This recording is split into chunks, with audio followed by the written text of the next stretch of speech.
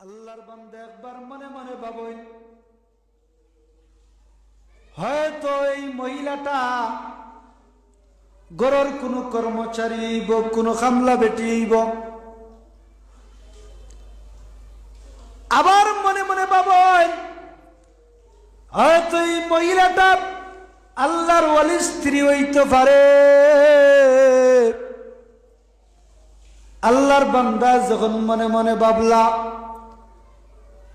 তখন কইলা, ও মহিলা তুমি খে বলে আমি যার খুঁজে আইছো তার স্ত্রী। তার কিতা স্ত্রী। আল্লাহর বান্দার মনে কৌতূহল জাগলো। আল্লাহর ওলি এমন একজন ওলি, যে ওলির খুঁজে আইলাম কিন্তু তার বউটা ভালো নাই, তার বউর ব্যবহার ভালো নাই, কর্কশ ভাষায় মানুষের সাথে কথা কয়, রাগান্বিত ভাবে মানুষের সাথে কথা কয়। মানুষ কি জন্য আসছে, কি জন্য মানুষ তার স্বামীর কাছে আইছে, এটা তসদিক না করিয়া একজন অপরিচিত মানুষের সাথে দুর্ব্যবহার করে। আল্লাহর বান্দা কইলা, বলে আপনার স্বামী কোথায়? বলে আমার স্বামী বাড়িতে নাই, দেখো কোনো জঙ্গলে পড়ে রয়েছে। এমন ভাষায় ব্যবহার করে। আল্লাহর বান্দা ও ওয়ালির লাগিয়া খোঁজ করতে গিয়া জঙ্গলের দিকে রওনা দিলা। জঙ্গলের মধ্যে যাওয়ার বাদে দেখেন আল্লাহর ওয়ালি একটা বিষাক্ত সাপের ছড়ি বানাইয়া আর একটা বাঘের উপরে সওয়ার হইতে আছে। সুবহানাল্লাহ। আল্লাহর ওলি বিষাক্ত সাপ রে কিতা বানাইছেন, ছড়ি বানাইছেন, আর বাঘের উপরে কিতা করলা, সওয়ার করলা। আপনি আমি পারমুনি। আপনার আমার যে অহংকার, অহংকারে বোঝা যায় ওটা তুরফান করি ফেলাইতে, ওলা অবস্থা নাই। বাগর বেটার ইলিম নাই এক জোড়া, আর বোঝা যায় ইলিমর ঠেলায় সারা দেশ উল্টাই লিব। ইলা আছে না নাই? বহুত মানুষ আছে।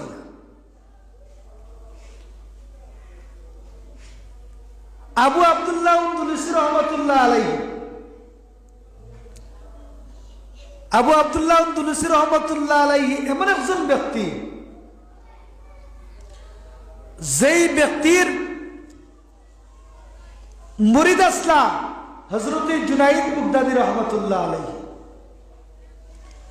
এরা এত বড় বড় আলিম এখন যার মুরিদ আসলা, এ সাধারণ আলিম নেই, সাধারণ আলিম আসলাম, সাধারণ আলিম নাই, অনেক জ্ঞানের ভান্ডার আছে, অনেক জ্ঞানের ভান্ডার আছে। তো আমি যে কথাটা কইতাম সেই, আর যে মহিলা করে টাইট করলে আবার মহিলা এখন আরো নষ্ট হইতে পারে, বেশি টাইট করলে তার সীমিতর ভিতরে রাখতা। এখন আল্লাহর ওলির ই বান্দা যখন আল্লাহর ওলির সামনে গেল, গিয়া কয়, অত বড় একজন ওলি দেন বিষাক্ত সাপ দিয়া আপনার ছড়ি বানাইছেন, আর বারগর উপরে সোয়ার হইরা, আর ও বেটার বউ ওলা কর্কশ ভাষায় মানুষের সাথে কথা কয়, অত জালিম বউ। তখন আল্লাহর বান্দারে কইলে, আল্লাহ, আল্লাহর বান্দা ও আল্লাহর ওলি, আপনি এত বড় আল্লাহর ওলি থাকার বাদেও আপনি যেই বান্দায় আপনি বিষাক্ত সাপরে আপনার তাবেদারি বানাইছেন, এর বাদে হিংস্রর মতো এত মারাত্মক বাঘরে আপনি আপনার তাবেদারি করতে পারছেন, যেই বাঘের উপরে আপনি সোয়ার খড্ডা, আর আপনার বউটা এইরকম, আপনার বউ এইরকম কেন? আল্লাহর বান্দা কইলা, ও আমার বউয়ে এত নির্যাতন আমারে করে, আর আমার বউর প্রতি আমি ধৈর্য ধরার কারণে আল্লাহ আমার এত মর্যাদা দান করছেন। সুবহানাল্লাহ। বউয়ে নির্যাতন করে তাই সবর করেন, সবরের কারণে আল্লাহ তান্ডে বড় ওলি বানাইছেন না বানাইছেন? বড় ওলি বানাইছে। ও তার বর কাছে তার একজন খাদিম গেছিল বলে, দাও খানাটা লইয়াও। তো খাদিমে খানা আনতে গেছে, আনার বাদে বেটি এমন এক বাসায় কথা কইছে আর খাদিমর রাগ উঠে গেছে। খাদিমর রাগে আর ফির সাবর রাগে সমান নি, সমান নাই। খাদিমর রাগ উঠে গেছে, খাদিমেও তুই তুকার ভাবে কথা কই দিছে। আইয়া এখন কো আপনার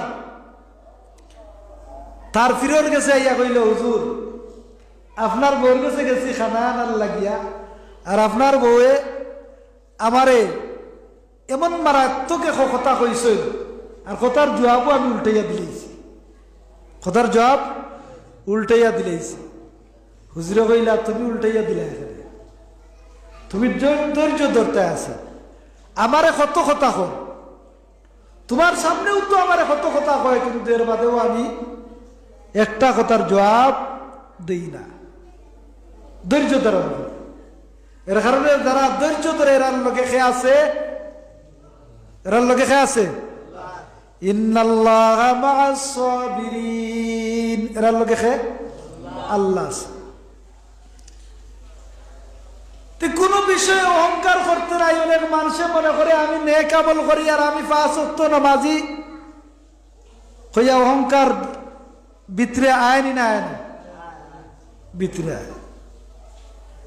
আল্লাহ এ ইলা মনে আনে যে আমার লাগান এই গাঁত, আমার পরিবারের লাগান এই গাঁত আর নেককার বান্দাবান্দি এখন নাই।